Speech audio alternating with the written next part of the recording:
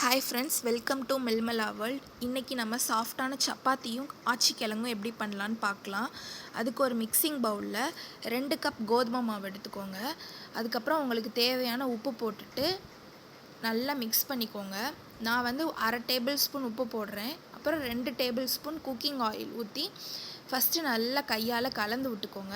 அதுக்கப்புறம் கொஞ்சம் கொஞ்சமாக தண்ணி ஊற்றி பிணைய ஆரம்பிங்க. முதல்ல எடுத்தோடனே ஃபுல்லாக தண்ணி ஊற்றாதீங்க, மாவு வந்து சாஃப்டாக இருக்காது. கொஞ்சம் கொஞ்சமாக தண்ணி ஊற்றி நல்லா பண்ணிங்கன்னா சாஃப்டாக வரும். இப்போ இது ஒரு 10 நிமிஷம் ஊறட்டும். இப்போ நம்ம கிரேவி பண்ண ஆரம்பிச்சிடலாம். அதுக்கு சூடான குக்கரில் 3 டேபிள் ஸ்பூன் ஆயில் ஊற்றிக்கோங்க. அதில் வந்து 1/2 டேபிள் ஸ்பூன் கடுகு உளுந்து போட்டுக்கோங்க. நம்ம விரல் சைஸ்க்கு பட்டை 3 போட்டுக்கோங்க. போட்டு நல்லா பொரிய விடுங்க. பொரிஞ்சதுக்கப்புறம் நல்லா ஒரு 2 பெரிய சைஸ் வெங்காயம் போட்டுக்கோங்க. போட்டு வதக்கிக்கோங்க.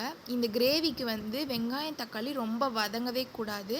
கண்ணாடி பதம் இருக்கிற வரைக்கும் தான் அந்த டேஸ்ட்டே கொடுக்கும். கண்ணாடி பதம் வெங்காயம் வர வரைக்கும் வெயிட் பண்ணி வதக்கிக்கோங்க. அதுக்கப்புறம் மீடியம் சைஸ் தக்காளி 2 கட் பண்ணி வச்சுருக்கேன். அந்த தக்காளியும் போட்டு நல்லா வதக்கிக்கோங்க.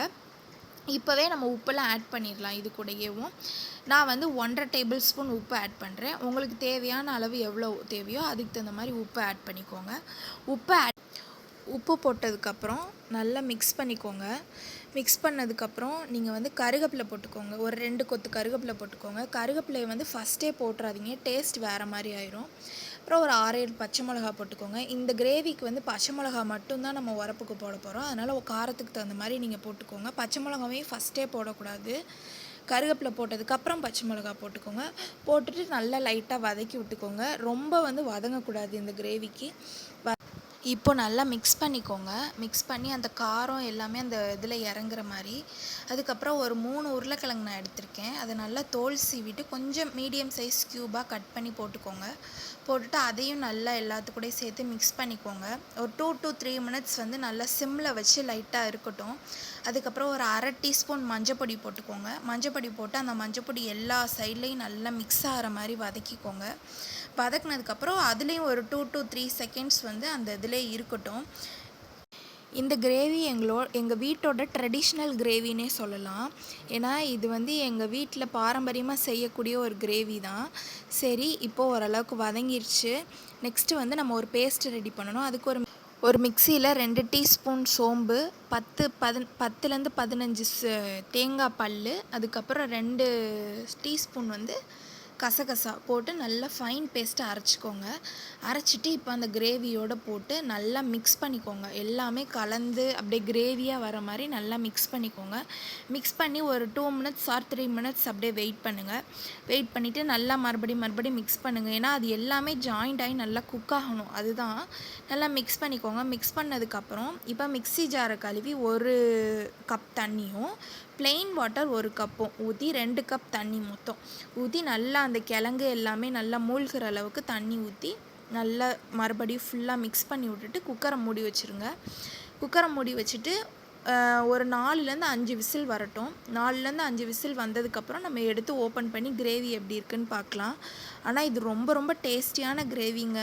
நீங்கள் வீட்டில் செஞ்சு பார்த்தீங்கன்னா இந்த கிரேவியை விட மாட்டீங்க, அவ்வளோ டேஸ்ட்டாக இருக்கும். குழந்தைங்களுக்குலாம் ரொம்ப பிடிக்கும் இந்த கிரேவி. விசில் வர எங்கள் வீடே அவ்வளோ வாசமாக இருந்துச்சு. ஓகே, இப்போ விசில் எல்லாம் அடங்கிருச்சு. நம்ம ஓப்பன் பண்ணி பார்க்கலாம். பாருங்கள், அந்த பச்சை மிளகா அந்த தக்காளிலாம் வெந்து எவ்வளோ டேஸ்ட்டாக இருக்குன்னு பார்க்கவே ஆசையாக இருக்குது சாப்பிட்ணும் போல். அவ்வளோ நல்லாயிருக்கும். நீங்கள் வீட்டில் நான் செஞ்சு பார்த்துருக்கேன். ரொம்பவே டேஸ்ட்டாக இருக்கும். அதான் சரி உங்கள் கூட ஷேர் பண்ணலாம் அப்படின்னு சொல்லிட்டு நான் பண்ணேன். நல்லா அந்த கிரேவி எல்லாமே நல்லா வதங்கி எண்ணெய் பிரிஞ்சு வந்திருக்கும். நல்லா அதை கிண்டி விட்டுட்டு இப்போ ஒரு நம்ம பவுலில் ட்ரான்ஸ்ஃபர் பண்ணிக்கலாம். பண்ணிவிட்டு மேலே கார்னிஷிங்க்கு நம்ம கொரியாண்டர் வந்து நீங்கள் போட்டுக்கலாம். கொரியாண்டர் போடாதது அவங்கவுங்க விருப்பம். ஓகேனா போட்டுக்கலாம். பட் போட்டிங்கன்னா டேஸ்ட் கொஞ்சம் என்ஹான்ஸ் பண்ணி கொடுக்கும், நல்லாயிருக்கும் டேஸ்ட்டு. ஓகே, இப்போ நம்ம கிரேவி ரெடி ஆயிடுச்சு. இது ஒரு தனியாக ஒரு சைடில் இருக்கட்டும். இப்போ வந்து நம்ம சப்பாத்தி மாவு உருட்டி வச்சோம்ல, அந்த இதை எடுத்து இப்போ நம்ம சப்பாத்திக்கு ரெடி பண்ணிடலாம். இப்போ அந்த மாவை நான் தொடும்போதே எவ்வளோ சாஃப்டாக இருக்குன்னு பாருங்கள். நீங்கள் இப்போ நான் மாவு சொன்ன பதத்துக்கு நீங்கள் பண்ணிங்க அப்படின்னா ரொம்பவே டேஸ்ட்டாக வரும். ரொம்பவே சாஃப்டாகவும் இருக்கும் மாவு. அதே மாதிரி உங்களுக்கு ஓகே அப்படின்னா 1 டீஸ்பூன் வந்து சுகர் வேணாலும் அதில் ஆட் பண்ணிக்கோங்க. இன்னமும் நல்லாயிருக்கும். வேண்டான்னா ஸ்கிப் பண்ணிடுங்க, அவ்வளோதான். இப்போ நம்ம சப்பாத்தி நல்லா தேய்ச்சிடலாம். நான் 2 சப்பாத்தி தேய்க்கிறேன். அது தேய்க்கும் போதே எவ்வளோ ஸ்மூத்தாக அப்படியே வருது பார்த்தீங்களா? நீங்கள் இந்த மாதிரி பண்ணுங்கள், ரொம்பவே நல்லாயிருக்கும். இப்போ நம்ம ஒரு பேனில் சப்பாத்தியை போட்டு ஹீட் பண்ணி எடுத்துடலாம். சப்பாத்தி போட்டு நம்ம திருப்பும் போதே அந்த ஃப்ளஃபியாக அப்படியே தூக்கி தூக்கி வரும். அப்படியே நமக்கு பார்க்கும்போதே அந்த ஸ்மெல்லே அவ்வளோ நல்லாயிருக்கும். நம்ம அதில் போட்டு குக்கிங் ஆயில் அதே மாதிரி நீங்கள் யூஸ் பண்ணுங்கள் சப்பாத்திக்கு. 1 டேபிள் ஸ்பூன் இல்லை 2 டேபிள் ஸ்பூன் உங்கள் விஷ் தான். ஆனால் நீங்கள் யூஸ் பண்ணீங்க அப்படின்னா உங்களுக்கு சப்பாத்தி வந்து இன்னும் சாஃப்டாக கொடுக்கும். அது பாருங்களேன் எவ்வளோ ஃப்ளஃபியாக அப்படியே மேலே நல்ல பொஃப்னு வருதுன்னு, பூரி மாதிரியே வருது பார்த்தீங்களா? அதுக்கு ரீசன் வந்து இன்னொன்று, சப்பாத்தியை நல்லா பிணைஞ்சு 10லேருந்து 15 நிமிஷம் வந்து அதுக்கு ரெஸ்ட் கொடுத்துருங்க சப்பாத்தி மாவுக்கு. இப்போ நமக்கு சப்பாத்தி ரெடி ஆயிடுச்சு. இப்போ நம்ம கிரேவி வச்சுக்கலாம். பாருங்கள் கிரேவியும் எவ்வளோ நல்லா இருக்குன்னு, பார்க்கவே சாப்பிட்ணும் போல் அவ்வளோ ஆசையாக இருக்குது. கிரேவியும் ரெடி ஆயிடுச்சு. இப்போ நம்ம டேஸ்ட் பண்ணி பார்த்துடலாம். ரொம்பவே நல்லா இருந்துச்சு. தேங்க்யூ.